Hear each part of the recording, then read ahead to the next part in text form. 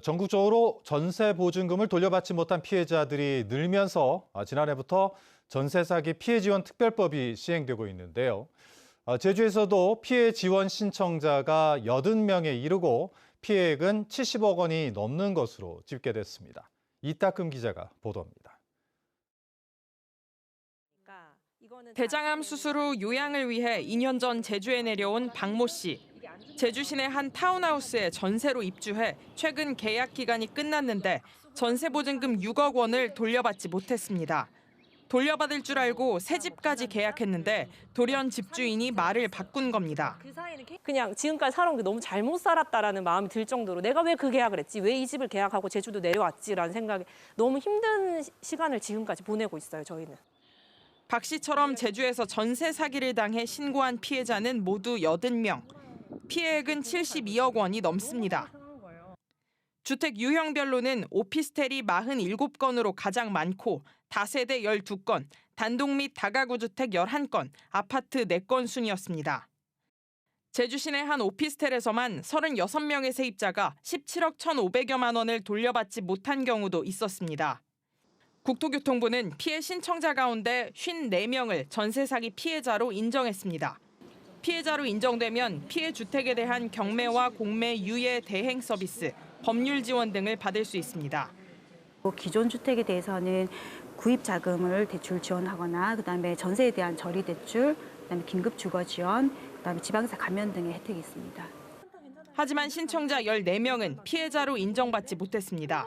임대차 보증금이 3억 원 이하여야 하고 한 임대인으로부터 여러 명의 피해가 발생해야 하는 등 조건이 까다롭기 때문입니다. 최근 2년 동안 전세 보증금 사기로 제주경찰청에 접수된 피해자는 108명.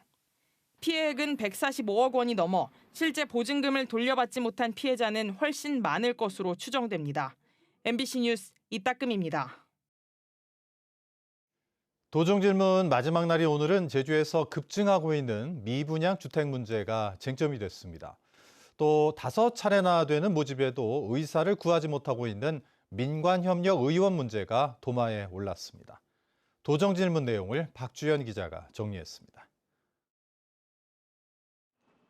지난 2월 기준 제주 지역 미분양 주택은 2,400여 채.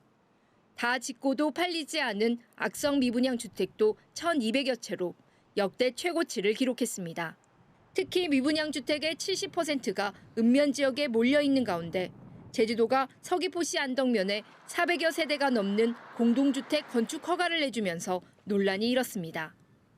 도정질문에서도 대규모 신규 건축 허가가 악성 미분양과 건설업계 연쇄도산 등 각종 피해를 키울 수 있다는 지적이 나왔습니다.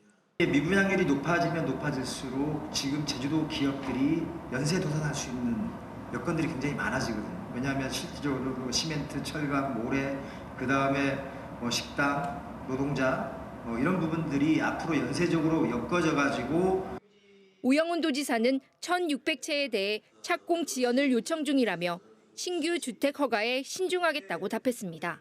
심의 규정을 까다롭게 하는 방법 이외에는 아직 명확한 대책을 마련하고 있지 못한 상황입니다만 저희들이 심의 과정에서 허가 과정에서 최선을 다하겠다는 말씀을 드리고 1년이 넘는 공개 모집에도 5차례나 유찰된 전국 최초 민간협력위원도 쟁점이 됐습니다. 민간협력위원 사업을 추진하면서 제주도가 시설만 제공하고 현실적인 지원은 하지 않아 유찰됐다는 겁니다. 기업을 유치하거나 종료한 사업을 할 때 관이라고 하는 행정은 이에 대한 지원책을 마련해야 합니다. 민간협력위원 사업은 시설 외에 실질적인 대안이 부족하였기에 민간협력의원에 대해서도 분사사무소를 설치할 수 있는 여건을 마련하고 있다는 점 말씀드립니다. 모든 수단을 동원해서 지역의 공공 의료의 불균형을 반드시 해소해 나가겠다는 의지를 더욱 다지는 계기로 제주도의 청년 정책을 놓고는 한권도 의원과 오영훈 지사가 묘한 신경전을 벌이기도 했습니다. 원탁회의 그리고 주권위에 참여하고 있는 목소리가 제대로 행정에서 반영이 안 되고 전체적으로 민선 8기 들어서 진행되고 있는 원탁회의가 주권회의가 전임 도정보다도 더욱더 못하다는 평가를 한다는 게 저로서는 좀 납득하기 힘들다. 지사님께서 한편 일부 도의원은 일방적으로 도지사의 정책을 칭찬하고 도지사는 최고의 도정 질문이었다고 답해 보기 민망한 경우가 생기는 등 사흘 동안 이어진 도정 질문에서 날카로운 비판이나 지적을 찾아보기는 힘들었습니다.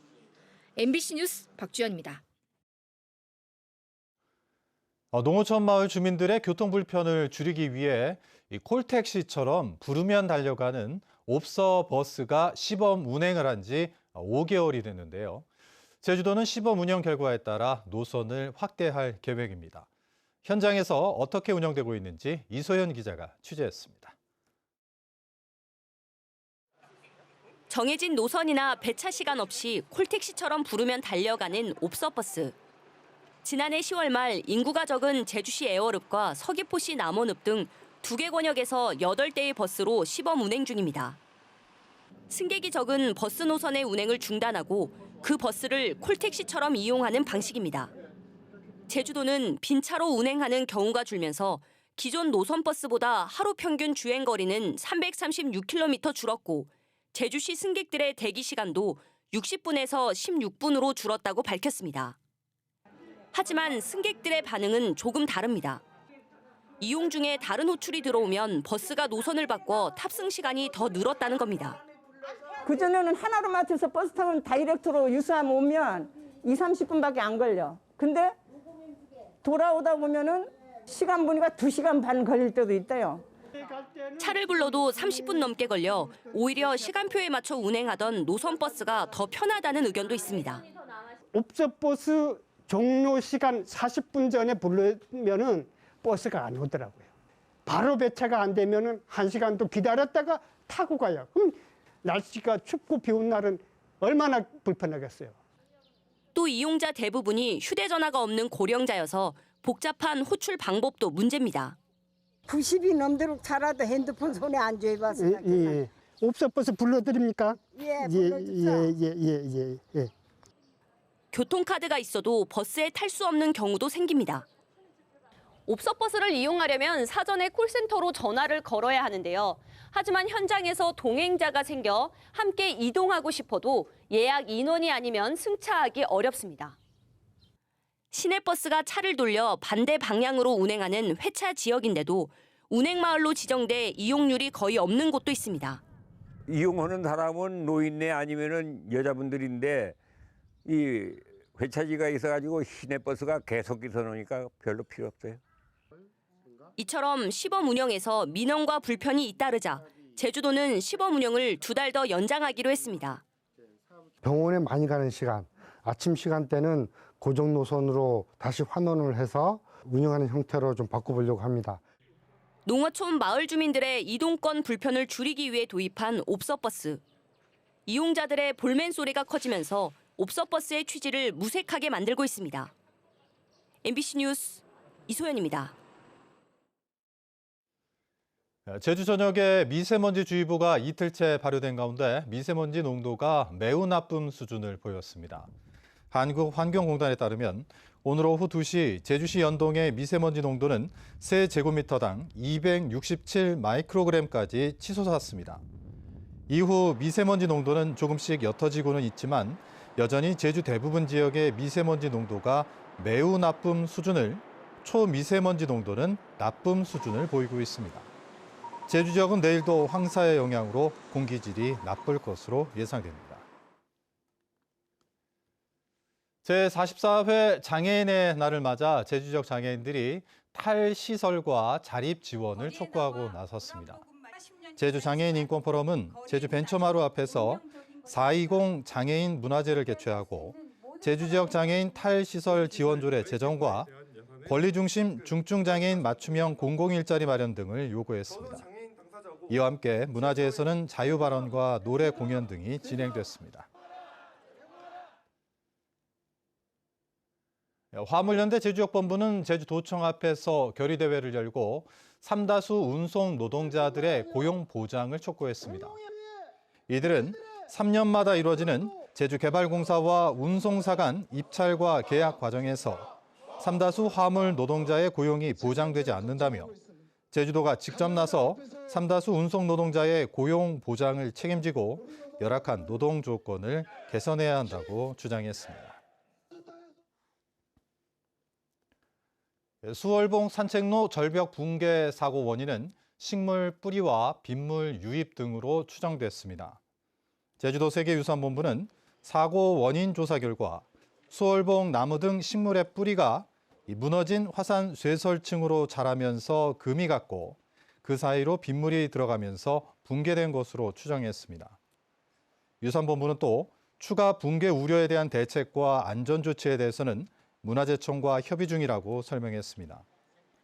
한편 어제 오전 6시 반쯤 수월봉 산책로 북쪽 입구 근처에서 폭과 높이가 각각 6.5m인 절벽이 무너진 것이 발견돼 인명 피해는 없었지만 산책로 2km 구간의 출입이 통제됐습니다.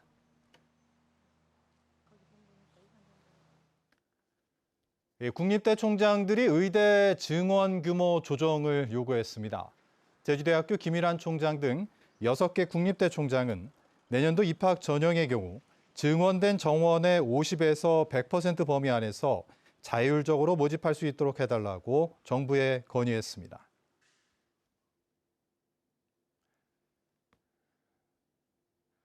뉴스데스크 제주 마칩니다. 시청해주신 여러분 고맙습니다.